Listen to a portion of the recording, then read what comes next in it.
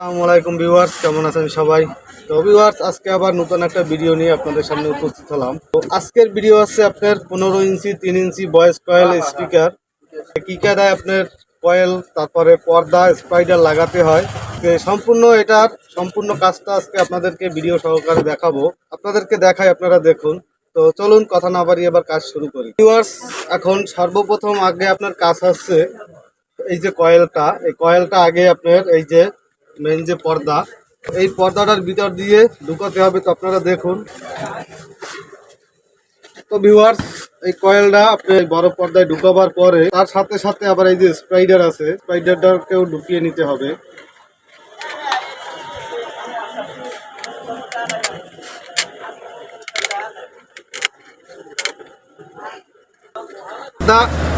এক করে নিতে হবে কয়েলটা ঢুকিয়ে।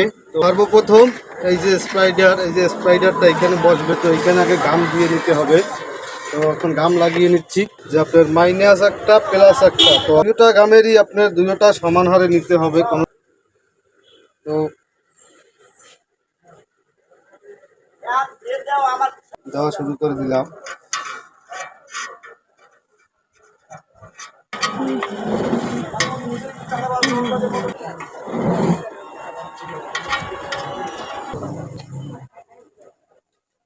স্পষ্ট নিতে হয়, এগুলো লাগিয়ে নিতে হবে।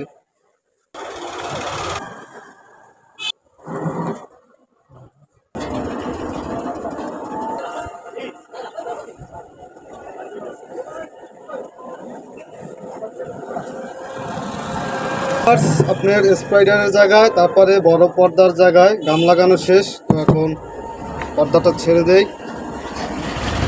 তো গামটা শুকানোর আগে আপনার ফাইবার ঢুকিয়ে নিতে হবে, যাতে কয়েলটা সাইড না হয়ে যায়।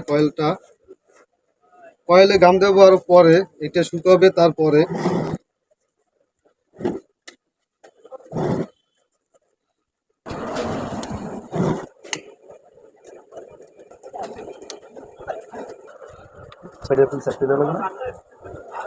মনে হয় এদিকে কয়েলটার দাম খাওয়াই, কয়েলটা ব্যবহার করে কয়েল না।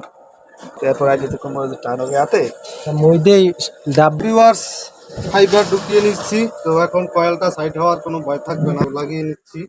আগে দামটা লাগিয়ে নেই।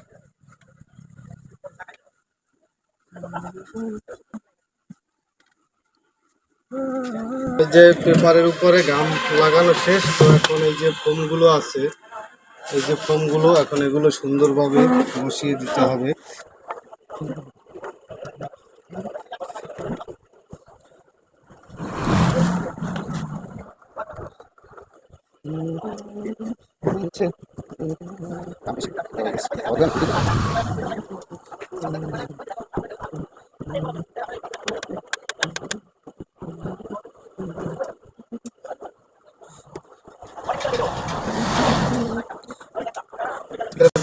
বড় পর্দার উপরে ফোমটা লাগিয়ে নিয়েছি। একবার স্পিকারই নিউ দেখা যাইতেছে। হাইটে গাম দেওয়ার পরে গামটা শুকাবার পরে আপনার লাইন দিলেই স্পিকার রুমসে বাজবে।